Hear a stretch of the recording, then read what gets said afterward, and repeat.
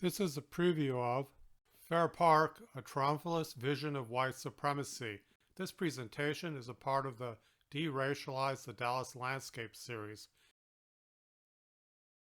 which is part of the Shawnee Project.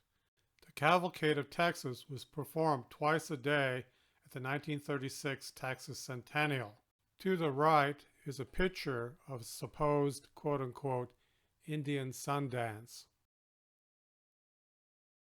Dallas didn't accept racially mixed theater casts, so this is how they made Native Americans for the Cavalcade of Texas theater production. They airbrushed pigment onto white bodies to make Native Americans. In 1935, the United Daughters of the Confederacy shut down the Oak Cliff Little Theater because the Oak Cliff Little Theater was attempting to use a mixed-race cast for one of their plays.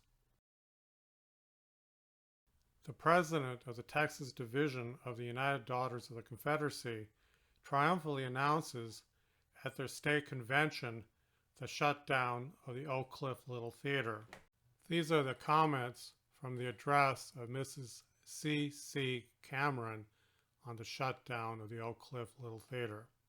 Her comments are as follows.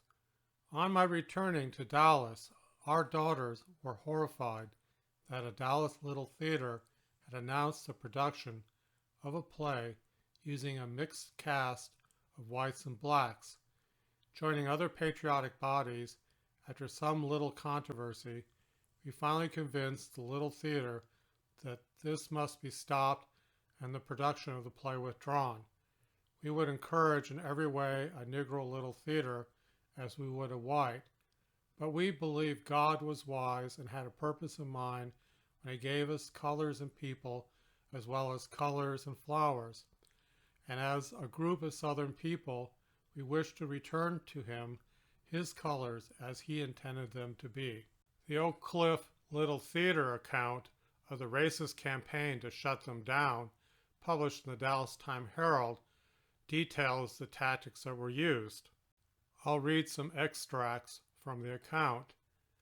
On or about May 20, we received a letter from the United Daughters of the Confederacy protesting and stating the show must not go on as it would disgrace the city and the state.